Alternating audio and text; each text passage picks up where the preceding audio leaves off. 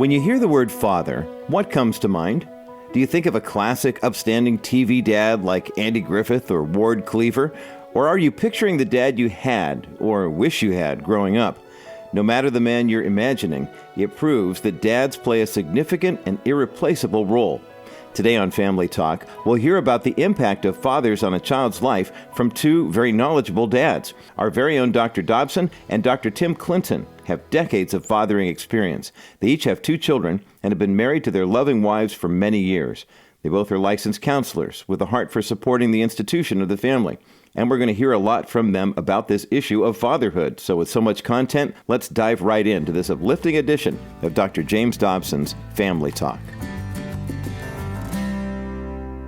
Well, Tim, thanks for being with us again. It's always a pleasure to have you here. Fun to be with you, Dr. Dobson. We want to talk today about fathers and the role they play, why they are so critically important, and what happens when dads are absent or fail to do the job that God intended, and what happens when they do it right.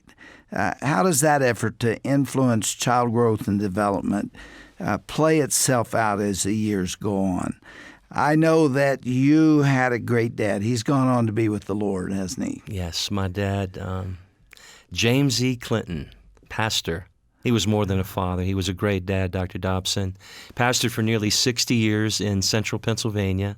He was a rural country pastor, had in his midlife and on 3 small country churches. He's kind of like a circuit rider back in those days. But my dad, you know what I loved about him so much was his presence in our life. He's probably the kindest man I've ever met in my whole journey. You know, I'm a pastor's son too, only my dad was an evangelist much of the time, and he was gone. And I'll talk about that in a minute. But many PKs, as we're called, grow up resenting their parents, and their dads especially, because it's such an easy thing for a pastor to justify working all the time. There's always somebody in the hospital. There's always somebody waiting for him at the door, or wanting counseling, or want to ask a spiritual question, or to even lead people to the Lord. And all those are worthy things. But it has been traditional, I think, especially 50, 75 years ago, for pastors to believe, they honestly believe, if they poured themselves totally into the church and to God's work, that He would take care of their homes and He would make up for their absence in the relationship with their children. I wish I could say that were true. It's not true. The Lord still lays that responsibility on us.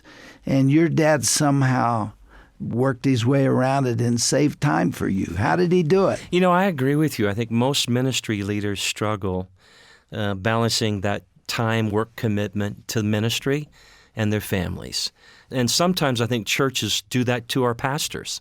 The demands that they allow him to be under need to, I think, be assessed and certainly dialed back some.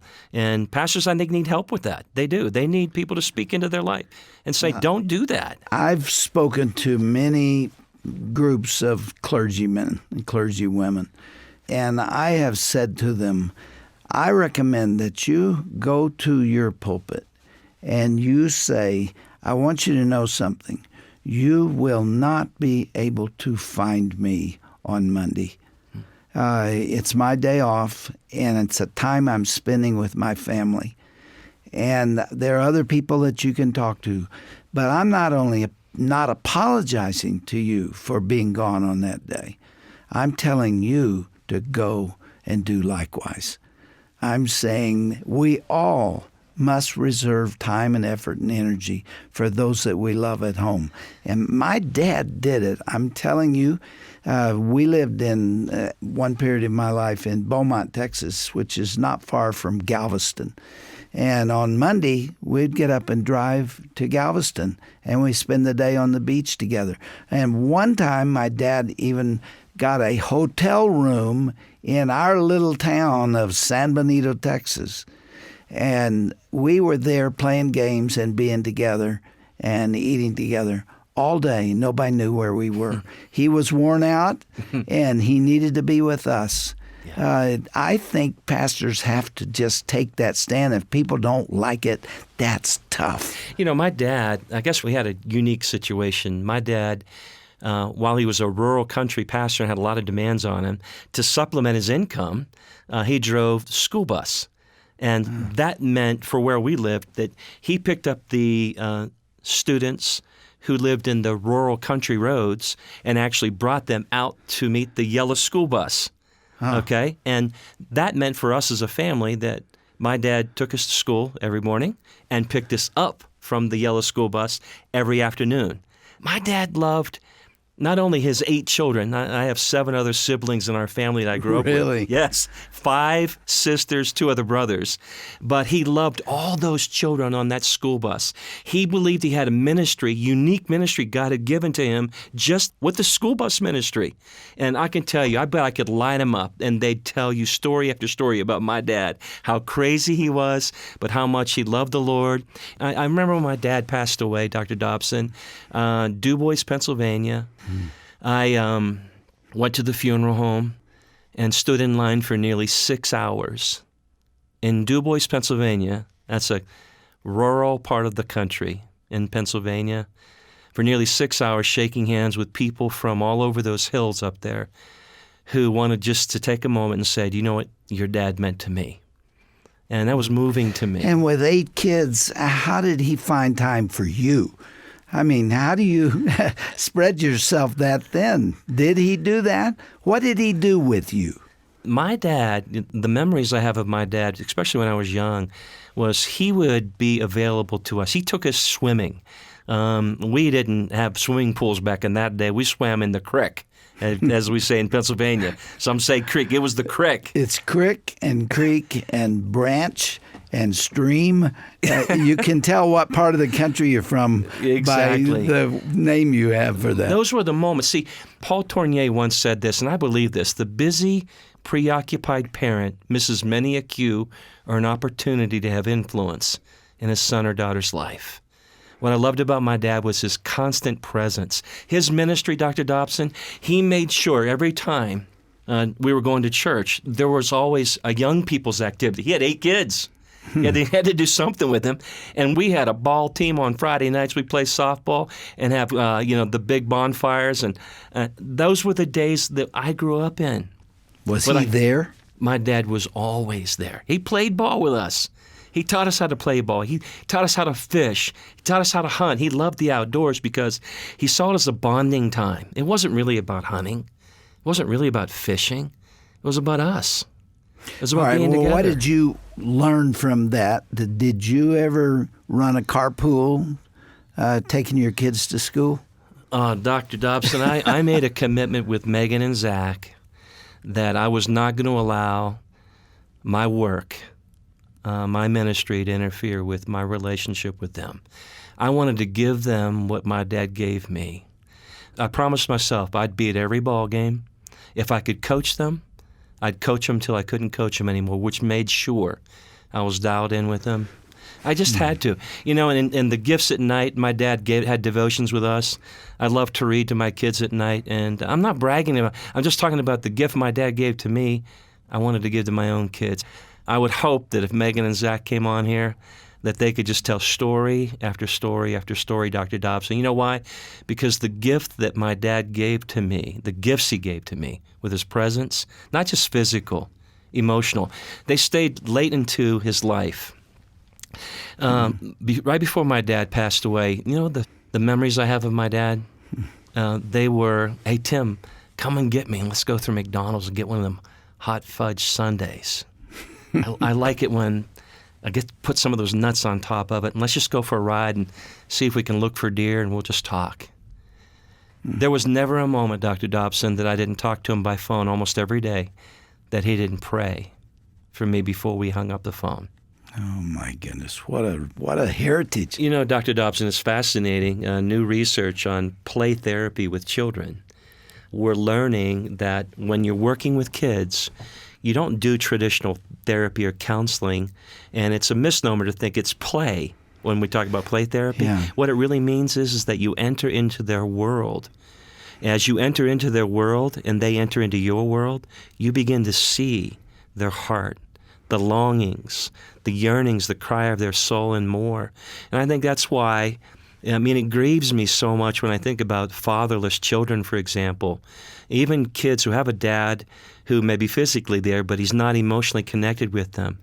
That father thirst, that father hunger that pours out of them because the gifts of a father, regardless of what society may portray a dad matters so much. His presence or the lack of it has profound influence in the life of his son and or daughter. You know, Tim, we're bringing tears to the eyes of a lot of people saying, I wanted that. I longed for that. Yeah. I ached for it. I reached for my dad, and he wasn't there for me. And I wanted what you had with your dad. I still have women especially who come up to me and say, you were my dad. I've never met him. I've never seen him. And they say, I thought of you as my dad.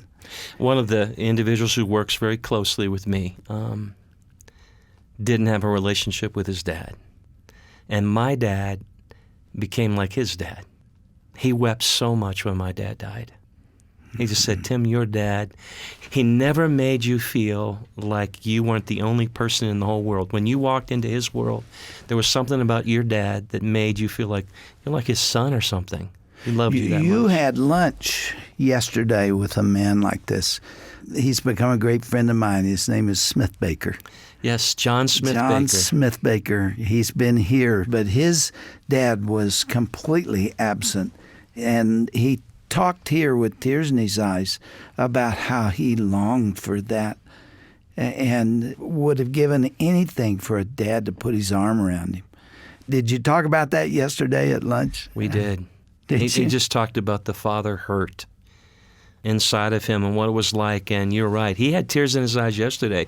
He said, Tim, because of that, he said, I have made a commitment to mentor young boys, young men, and try to find someone. It's like James 1 passage where it says, pure religion before the Father is to visit the widows and the orphans in their affliction.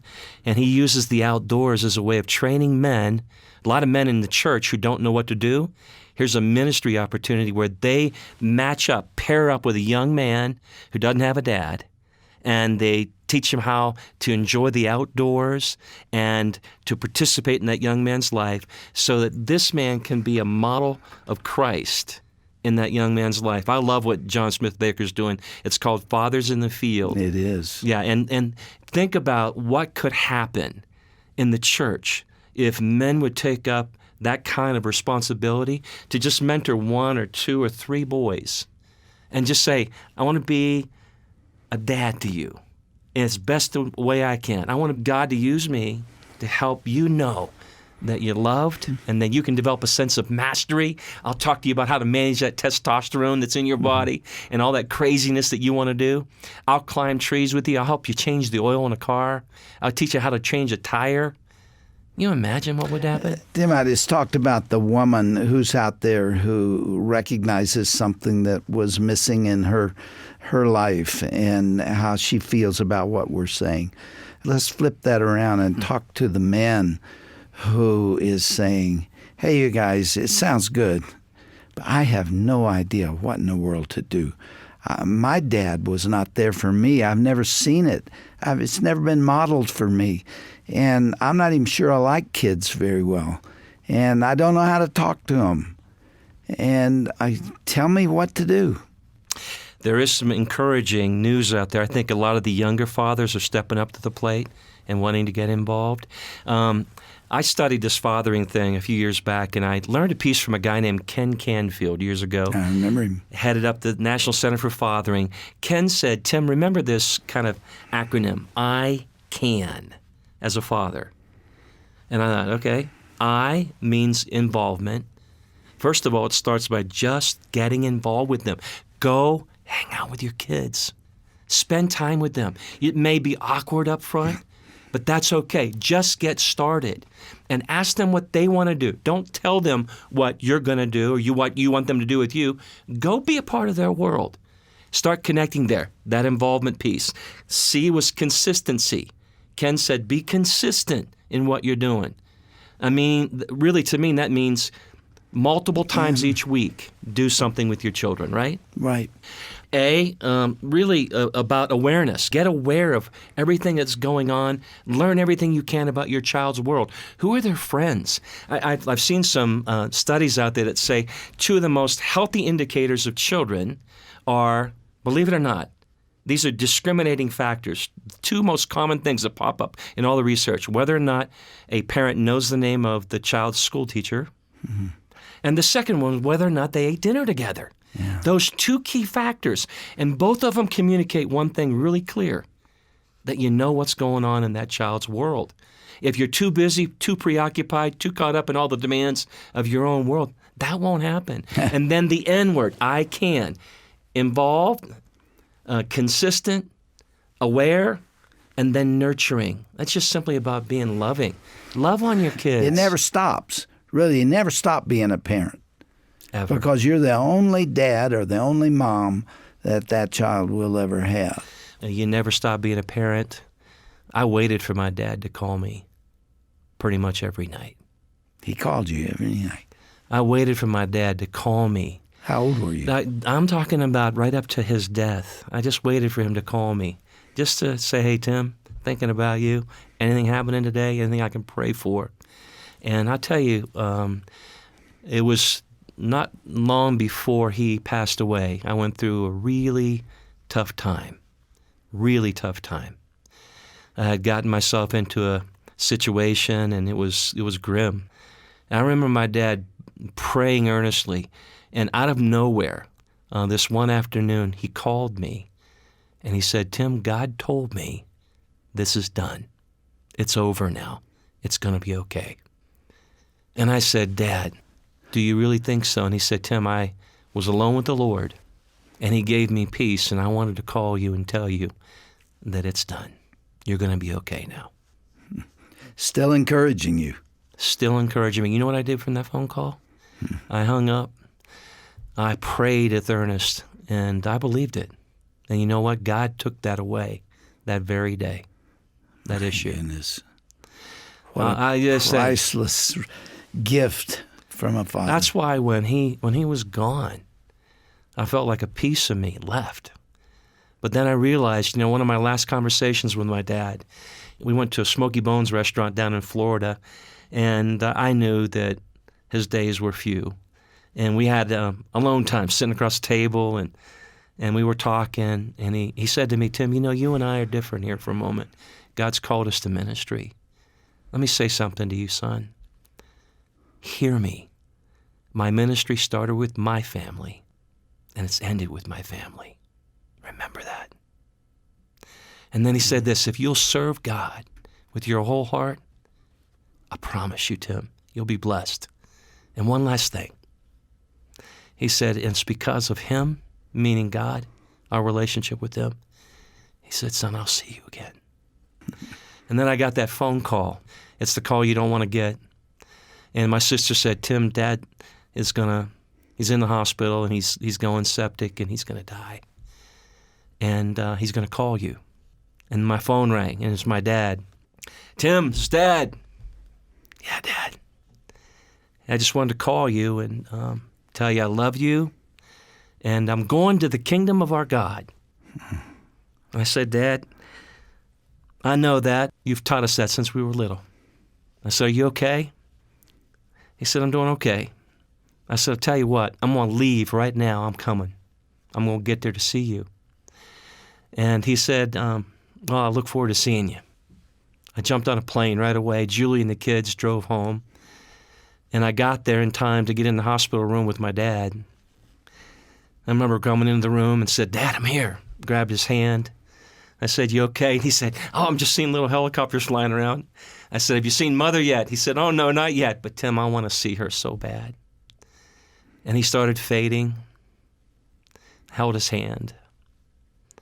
That was the hand that held mine for a long time, through a lot of stuff. And later on that night, they transferred him over to another hospital, Virginia Baptist Hospital.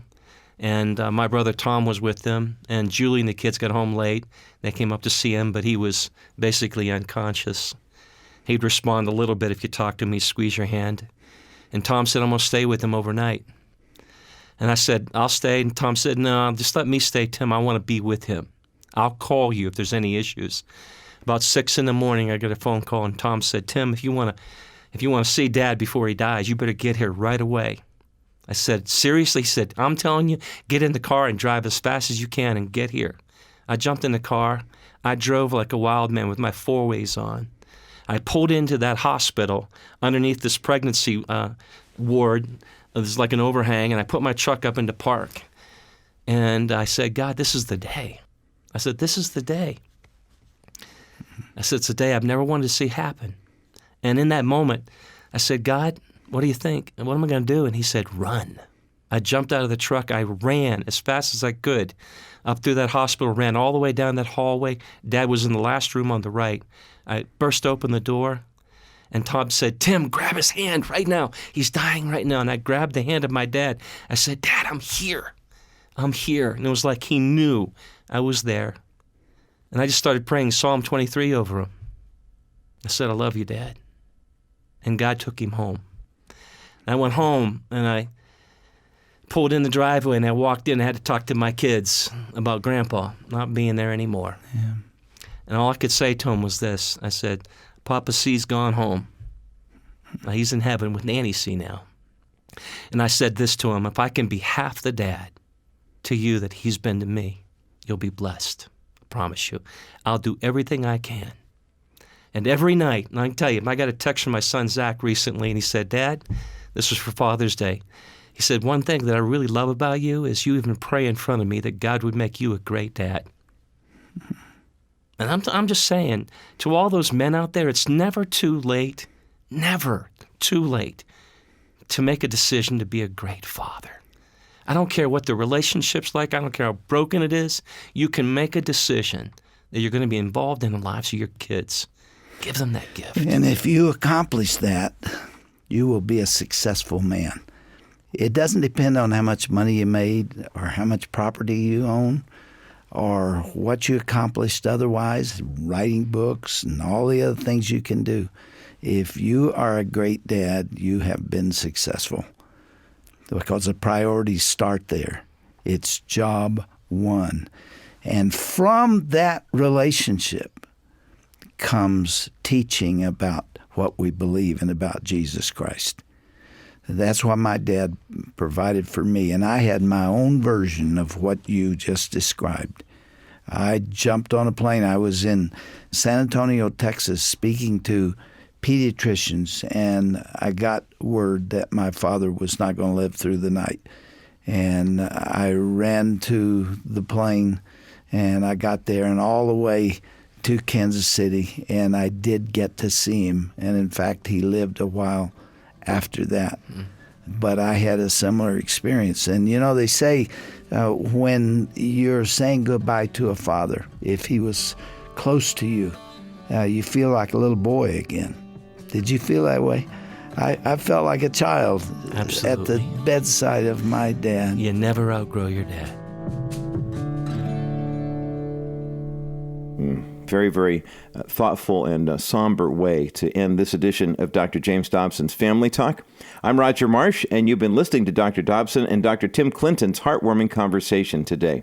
Now, they have more advice and more stories about the impact of a father's love to share, so tune in again tomorrow. In the meantime, be sure to check out the many resources we have for fathers at drjamesdobson.org. On our resource pages, you'll find helpful books, digital downloads, radio programs, and much more. Simply search for DADS on our resources page to tap into these meaningful tools. One resource I'd like to highlight for you here is the broadcast set called What It Means to Be a Godly Man. This radio show collection challenges men to be godly role models and encourages them to stand for righteousness. In the midst of this hostile culture toward masculinity, we thought it was time to celebrate fathers, so be sure to request this popular collection by visiting today's broadcast page at drjamesdobson.org. Or if you'd prefer, you can contact us by phone at 877-732-6825. As we close, I want to remind you that Family Talk is completely listener-supported. As you browse our website and enjoy our programs, please consider how you can partner with us financially. Your generosity allows us to continue fighting for the institution of the family. Every prayer and every donation is greatly appreciated. You can pledge your gift online at drjamesdobson.org. That's drjamesdobson.org. Or you can call us at 877-732-6825. Well, that's all the time we have for today. Be sure to tune in again tomorrow for the conclusion of Dr. Dobson's conversation with Dr. Tim Clinton celebrating fatherhood. That's coming your way on the next edition of Dr. James Dobson's Family Talk. I'm Roger Marsh. Thanks for listening. This has been a presentation of the Dr. James Dobson Family Institute.